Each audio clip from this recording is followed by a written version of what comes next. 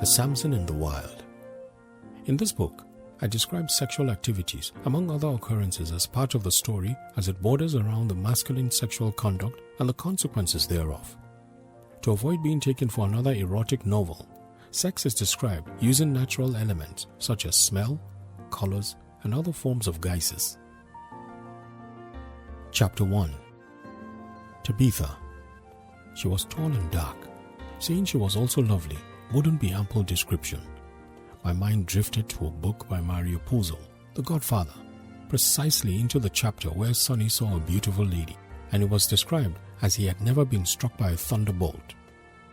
Arik Flight 134 had just landed in Accra International Airport, and of course, the next scene expected will be the jostling of passengers to get off the plane. The usual feet shuffling, knee nudging, snail's pace progression to the passenger's exit.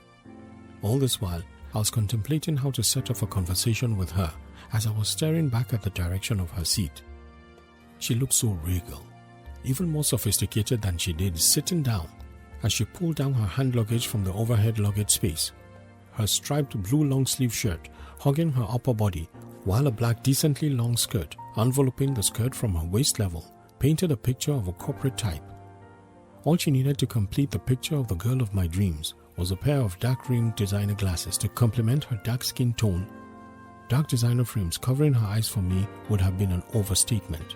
She seemed to have it all, the woman I've always had in my head. I'm not one for going by lyrics of love songs, but in between calculating my movements as we all shifted steadily towards the exit, staring at her, observing how her face, sharp chin, and peculiarly chiseled lips felt familiar, it suddenly hit me like a shot from nostalgia, déjà vu, and palpitating heartbeats mixed together. The metaphorical short dagger shoved through my heart 7 years ago. This stranger sparked off the same attraction that had drawn me to Chioma. Chioma's height was indeed striking, standing just less than an inch shorter than me at about 6 feet 3 inches. She was definitely every short man's dream. She would end up being my nightmare. We looked so good together, such that if turning heads when we stepped into any building was something to go by, we could possibly have snapped a few necks. Her frame was unusually straight for a tall girl, slightly fair-skinned, and her lengthy legs stood pretty straight.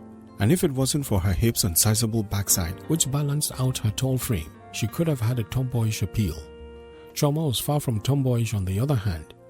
Thinking back, I still remember the fateful day our paths crossed.